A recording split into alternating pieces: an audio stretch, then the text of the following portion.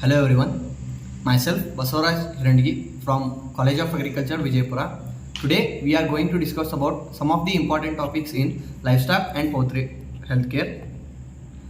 The three important topics which we are going to discuss about are importance of ruminal motility, rumen fluid examination and transponation. Firstly, we deal with importance of ruminal motility. Ruminal motility is nothing but an orderly pattern of ruminal motility which is initiated during the early life stage and it is temporarily suspended and throughout the lifetime it is persistent, and the ruminal movement helps in mixing of ingesta, erection of gases and also helps in propelling the fluid. If the motility is suppressed, it may result in ruminal impaction. Impaction is nothing but like this. As shown in the image, it is nothing but the sudden swelling seen in the case of rumen. Now, before studying about the motility, we will see the cattle stomach parts. That is, this is the part known as reticulum and this is the largest part known as rumen and this is abomasum and the red color one is omasum. Now, ruminal motility. Ruminal motility has two types of movements. One is primary contraction and another one is secondary contraction. Secondary contraction is helpful in removal of the gases or erection of the gases through anus and the mouth. Whereas primary contractions originate in the reticulum and it passes caudally through the rumen. Next, 1 to 3 rumen contractions are seen per minute in case of cattle. The conditions which affect the ruminal motility are: if the rumen is acidic, then it ceases the ruminal motility, and the type of the diet also helps in the understanding the ruminal motility. If there is high roughage in diet, it is high frequency of contractions, and those in diet rich in concentrates have low ruminal motility.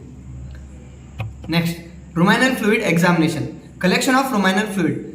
Ruminal fluid is collected using 16G needle and the color of ruminal fluid is examined as a parameter, in which if it is fed more with quality hay, then it is dark green in color. But if it is fed more with silage or straw, then it is yellow brown in color, and if it is grain overloaded, then it is milky grey in color. Consistency of ruminal fluid. If it is slightly viscous, then it is normal. If it is watery rumen, then it has inactive bacteria and protozoa in it. If there is excess froth is seen, then it is a result of tympani and vagus indigestion. The pH of the ruminal fluid is also examined. Normal range is 6.3 to 6.8. If it shows up to 8 to 10 high pH values, then it is due to putrefaction of proteins, and if it is low pH of 4 to 5.5, it is due to feeding of excess of carbohydrates. Next, microscopic examination of ruminal fluid. Examination of few drops of ruminal fluid on glass side. When it is seen under microscope, 5 to 7 protozoans are seen in the microscopic field. It is normal. Whereas in case of lactic acidosis, there is usually absence of the protozoans. The third topics which we are going to discuss are transponation. Transponation is nothing but transferring of useful microbes from the donor cow to the sick recipient cow. It is done in case of normal cows, from where it is the ruminal fluid is taken out and impregnated into the affected cows or which is sick. Next, the steps in transponation are: this is first step, whereas rumen is patulated, and the second one is opening of the cannula. Next, using the PVC pipe, the sample of the donor cow is examined and further it is taken out using siphoning pipe or syringe.